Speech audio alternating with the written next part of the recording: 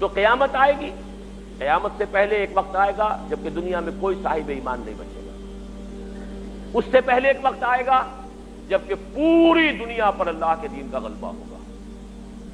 اس سے پہلے کیا ہوگا؟ یہ اس سے پہلے والا معاملہ ہے جو آج کے میرے عنوان میں ہے، دجالی فتنہ، المسیح الدجال، الدجال الاکبر۔ اب سب سے پہلے سمجھیے کہ دجل کہتے کسے، لفظی معنی کیا ہے دجال کے؟ اردو میں بھی یہ لفظ مستعمل ہے، دجل و فریب۔ دجل کہتے ہیں ملمہ سازی، کسی حقیقت پر کسی اور شے کا پردہ ڈال دینا تاکہ انسان دھوکہ کھا جائے۔ تانبے کے اوپر سونے کا پانی چڑھا دیا تاکہ آپ دھوکہ کھا جائیں کہ یہ سونا، یہ دجل ہے۔ اصل حقیقت کو چھپانے کے لیے کوئی فیبریکیشن، کوئی جھوٹ، کوئی افتراء، کوئی غلط بات اس کے اوپر ڈال دینا، اس کا پردہ، یہ دجل ہے۔ لیکن اس کے علاوہ معین شخص ہوگا دجال۔ یہ معین شخص جو دجال ہوگا، اس کے بارے میں بھی ایک تو بالکل متفق علیہ چیزیں ہیں۔ نمبر ایک کہ وہ شخص ہے، قطعی ہے، یقینی ہے، اس کا حلیہ بھی حضور صلی اللہ علیہ وسلم نے احادیث کے اندر بیان کیا ہے۔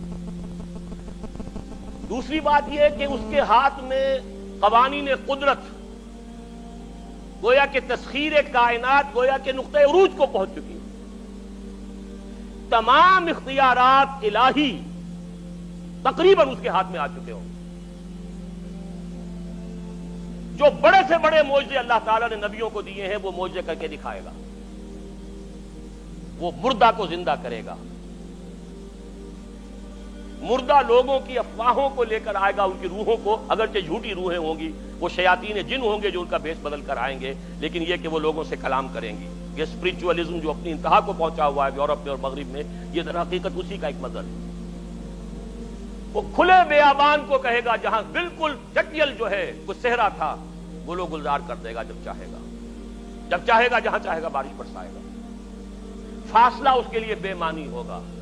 اس کی سواری وہ ہوگی کہ جس کے دونوں کانوں کے درمیان فاصلہ 80 ہاتھ کا ہوگا۔ یہ سارے جو آج آپ کی اس ٹیکنالوجی کی جو انتہا جا رہی ہے اور جدھر جا رہی ہے، اس کو اچھی طرح سمجھ لیجیے۔ آج سے 100 سال پہلے شاید انسان ان چیزوں کا تصور نہ کر سکتا۔ کوئی سواری ایسی بھی ہو سکتی ہے جس کے دو کانوں کے درمیان کا فاصلہ جو ہے وہ 80 ہاتھ کا ہو۔ آپ کے یہ سارے جیٹس جو ہیں وہ کیا ہیں؟ ان کے ریڈارز جو لگے ہوئے ہیں، دونوں کان ہیں ان کے۔ اس کا ایک قدم اگر مدینے میں ہوگا تو دوسرا بیت المقدس میں ہوگا۔ اس کی آواز پوری دنیا میں سنی جائے گی۔ سنی جا رہی ہے کہ نہیں؟ یہ ساری قدرت، ساری قوتیں، تسخیر کائنات کلیتاً ایک آدمی کو چیر کر دو ٹکڑے کرے گا، دونوں ٹکڑوں کو علیحدہ کرے گا، اس کے درمیان چلے گا اور پھر ان دونوں کو جوڑے گا اور کھڑا کر دے گا۔ احادیث میں ساری موجود ہے۔ سرجری جدھر جا رہی ہے وہ جب نہیں کہ وہاں تک آدمی پہنچ جائے۔ فریز کر کے تو یہ معاملہ اب ہو ہی سکتا ہے، لیکن یہ کہ ابھی اگلا اور قدم کیا ہوگا کچھ نہیں کہہ سکتے۔ یہ چیزیں تو ہیں متفق علیہ۔ البتہ کچھ معاملات کے اندر احادیث میں کچھ اختلاف پایا جاتا ہے اور یہ مشکلات الحدیث میں سے، اور میں بھی چونکہ اس مسئلے میں اب تک بھی کسی درجے میں، ابھی قطعیت کے ساتھ میں کوئی بات نہیں کہہ پا رہا ہوں، لیکن اب چونکہ گمان غالب کے درجے میں ایک رائے تک پہنچ چکا ہوں، اس لیے میں نے آج اس بات کو آپ تک پہنچانے کے لیے یہ عنوان اختیار کیا ہے۔ اس لیے کہ حدیث میں جو آتی ہے تفاصیل، اس سے معلوم ہوتا ہے کہ یہ دجال دو دجل کرے گا۔ یا تو وہ دو دجل کرنے والے دو دجال علیحدہ ہیں، یا یہ دونوں دجل کرنے والا شخص ایک ہی ہے۔ بس یہ مسئلہ ہے کہ جو آج تک مجھ سے حل نہیں ہوا تھا، اب تک کہنا چاہیے آج تک نہیں، اور یہ اس میں علماء سے بھی گفتگو ہوئی ہے، اور جن لوگوں نے اس پر خوب موضوعات پر اپنا وقت لگایا ہے ان سے بھی گفتگویں ہوئی ہیں، تو وہ بھی اس مسئلے کو حل کرنے سے تاحال قاصر رہے۔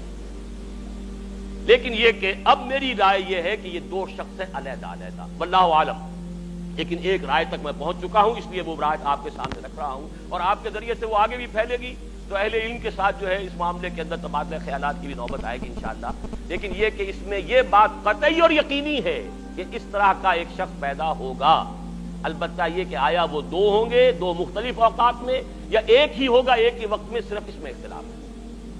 میرے نزدیک وہ دو ہوں گے، ایک وہ شخص جو جھوٹا مسیح ہونے کا دعویٰ کرے گا، المسیح الدجال، جیسے حضور نے فرمایا میری امت میں 30 دجال اٹھیں گے جو نبی کا دعویٰ کریں گے، جن میں سے 5-6 تو حضور کے اپنے زمانے میں اور آپ سے متصل اٹھ کھڑے ہوئے تھے، بعد میں محمد علی باب ہو، بہاء اللہ ہو، قادیانی اور نہ معلوم کہاں کون اٹھے ہوں گے واللہ عالم۔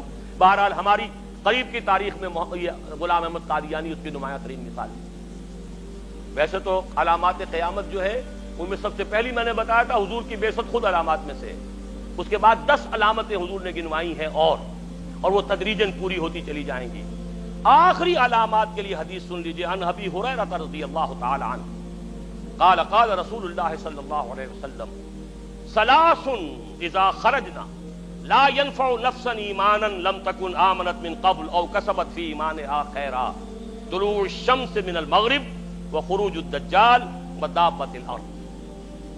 3 نشانیاں وہ ہیں کہ جب وہ ظاہر ہو جائیں گی تو پھر کسی کا ایمان لانا مفید نہیں ہوگا جو پہلے ایمان نہیں لایا تھا یا جس نے اس سے قبل اپنے ایمان میں کچھ اعمال صالحہ کی کمائی نہیں کی تھی، یعنی گویا کہ توبہ کا دروازہ بند ہو جائے گا۔ جیسے جب موت کے آثار شروع ہو جاتے ہیں تو توبہ کا دروازہ انسان کے لیے بند، اب جب موت کے آثار شروع ہو گئے اب توبہ کرنا فائدہ نہیں، اس سے پہلے توبہ کا دروازہ کھلا ہوا ہے۔ معلم یغرغر، جبکہ وہ موت کے آثار شروع ہو جاتے ہیں، گھنگرو بولنا شروع ہو جاتا ہے، معلوم ہوتا ہے کہ اب جا رہا ہے، اب توبہ بیکار ہے۔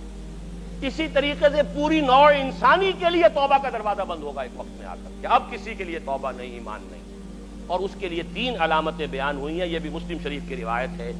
آپ نے فرمایا 3 چیزیں وہ ہیں کہ جب وہ ظاہر ہو گئیں تو پھر کسی کا ایمان لانا جو اس سے پہلے ایمان نہیں لایا تھا اور اپنے ایمان میں اس نے کچھ اعمال صالحہ کی کمائی نہیں کی تھی، اب قطعاً مفید نہیں ہوگا اس کے لیے ایمان لانا۔ وہ 3 نشانیاں ہیں، طلوع الشمس من المغرب، سورج مغرب سے طلوع ہوگا، نظام شمسی میں کوئی اختلال ایسا ہوگا کہ جس سے سورج بجائے مشرق یا مغرب سے نکلے گا، وہ خروج الدجال ودابۃ الارض، ایک زمین سے کوئی چوپایا برآمد ہوگا، بعض احادیث میں آتا ہے کہ مروہ کے قریب سے وہ برآمد ہوگا جو گفتگو کرے گا انسانوں سے، یہ بالکل خرق عادت، یعنی وہ چیزیں کہ جن کا کوئی تعلق اب اسباب جو ہے دنیا کے ان سے کوئی تعلق نہیں ہے، کوئی فزیکل لا سے تعلق نہیں ہے، وہ بالکل معجزے ہوں گے، خرق عادت ہوگا۔ اور خروج دجال، وہ دجال جو خدائی کا دعویٰ کرے گا، اور حدیث میں آتا ہے کہ بہت کم لوگ ہوں گے کہ جو اس کے سامنے رک سکیں گے، اکثر و بیشتر جو کمزور ایمان والے لوگ ہوں گے وہ اسے خدا تسلیم کر کے اس کی پرستش شروع کر دیں۔ میرے نزدیک یہ آخری چھلنی ہوگی جو لگائی جائے گی اہل ایمان کو ایک طرف کرنے کی، اور یہ قیامت کی نشانیوں میں سے آخری نشانیوں میں سے ہے۔ اس کے بارے میں متعدد احادیث ہیں لیکن اب بہت وقت ہو چکا ہے، میں پھر انشاءاللہ کسی اور موقع پر اس مضمون کو مکمل کروں گا۔ اللہ تعالیٰ مجھے، جیسا کہ حضور صلی اللہ علیہ وسلم دعا کرتے تھے، اللہم انا نعوذ بک من فتنة المسیح الدجال، اللہم انا نعوذ بک من فتنة المسیح الدجال، اللہم اعذنا منہ، اللہم اعذنا منہ، ربنا تقبل منا انك انت السميع العليم وتب علينا انك انت التواب الرحيم برحمتك يا ارحم الراحمين۔